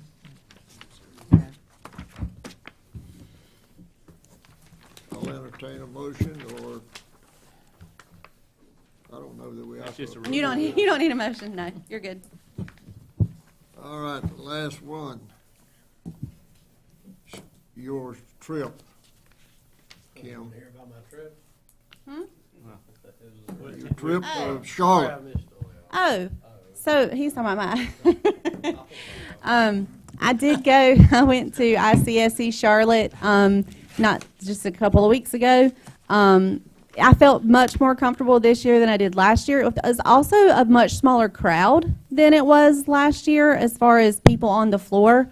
So I felt like we could have more one-on-one time with the businesses. It's really funny because I was talking with some of the folks that I was with, and I said, you know, last year some of these people wouldn't really give me the time of day, and this year I was able to walk up to Jersey Mike's and be like, are you doing good with your permits? Is there anything we can help you with? So we definitely had a lot more interest in Benson this year, and I actually had, I texted all of you earlier today, I had a lunch meeting with a specific company, and showed her around town and gave her some options on some different sites, and it was commercial, and I'm very hopeful in that. They reached out to me. I didn't have to go. I saw them at a meet and greet on the first night we were there, and they were like, hey, we need to get together. So that made me feel really good. So it was a much better trip, I think, this year. I think I was more comfortable this year with it, but also all in all, I think people are seeing what's going on in Benson. They see us growing, and we're doing big things, and so they want to come to and be here. So I might be calling y'all for some help on some sites, but other than that, I thought it was a really good trip, and I appreciate y'all allowing me to go. Okay. William? Only thing I just want to reiterate, I appreciate our business owners being here tonight. I know this is kind of a formal setting and there's not a lot of dialogue in between, but I was at the last Elevate meeting. I understand y'all got another one next Tuesday night, and I've already told Paul, and I seriously hope there's some of the things on his list that I'm very much looking forward to for the town, so I hope y'all bring us back some action items out of that group so that we can start working towards something with y'all. So thank you for that, and that's all I've got. Will? Town and state dinner tomorrow night in Goldsboro. Paul brought that up earlier. Goldsboro is doing a lot of things. Last year it was in Raleigh. They've got it with their representatives at the old firehouse downtown Goldsboro tomorrow, starting at 5:15, and they're hosting this. If y'all have, any of the board members have anything that Jerry or I need to bring to any of our state representatives or ask them about, we need to know it so we can put a bug in their ear. Yeah, Kim's going to go to it. I failed to mention one request. Can I jump in? Jump in. Can I jump in? As we contend with all of the lovely traffic that we're dealing with on downtown, I've seen a couple of pinch spots, and I think it could easily be taken care of by Jeremy and his crew if he's willing to. On Market Street, on Parish Drive, when you cross over the railroad tracks going toward Food Line, especially on Saturday when the church is there, now that they park down Parish Drive, they are parking all the way up to the curb on Railroad Street. And there used to be yellow marking on there, and there used to be, I think, parking lot lines drawn down Parish Drive, down by the old Maryland Dorman Paint Company, and I was going to see if Jeremy might could go track those out to try to back those cars up off so you can see left and right pulling out of Railroad Street.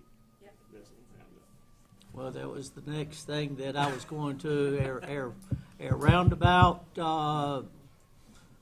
it's not the roundabout's fault, but we're constantly having wrecks on 95, and traffic is coming through.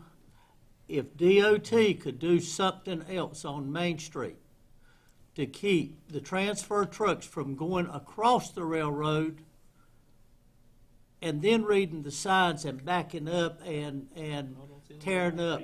Oh, they took a whole arm down yesterday. I saw 3 of them back up today when I was in office. That they are absolutely destroying our roads, and I just still think that we need to do as much as we can to let DOT know that it's not only 301 and 50 that our roads are being destroyed, and they're going to have to give us some help after all of this is finished. We can't get our own streets paved, and now we've got double the amounts because of what they've got coming through. So, anyway, that's it. No. Cassandra? Yeah, I would just like to tell Paul that I do appreciate you attending that conference in Goldsboro. I do follow a few people that was actually impressed with the whole concept, and I think that's something that we as a board need to make sure that someone can attend those, especially with all the new homes coming and all the new families, and we definitely need to make sure that we support our local businesses, especially with all the growth that we're having. Have we gotten business? I'm good.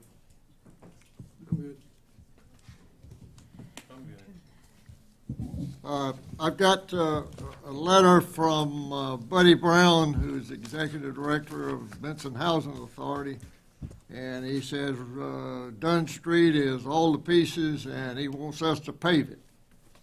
So I've told y'all, and I will go see him tomorrow. Talking about Dunn and Hornet? Huh? Talking about Dunn Street and Hornet? Well, I know the intersection of Dunn and Hornet's bad. Yeah, that's. When's the spring I'm gonna clean? go over and ride with him and let him show me what it is, and I'll ask him if he could get the federal government to pave it for us. And we need to do a spring paving and just get everybody out there. Anything else to come before the board? I'll entertain a motion to go into closed session. I make a motion, we go into closed session under North Carolina General Statute 143.118.11A6 to consider the qualifications, competence, performance of an employee or a board member. We'll take a 5-minute break. recess. And the 6 commissioners, the attorney, and myself are all the ones that's going to be here. All those in favor, aye?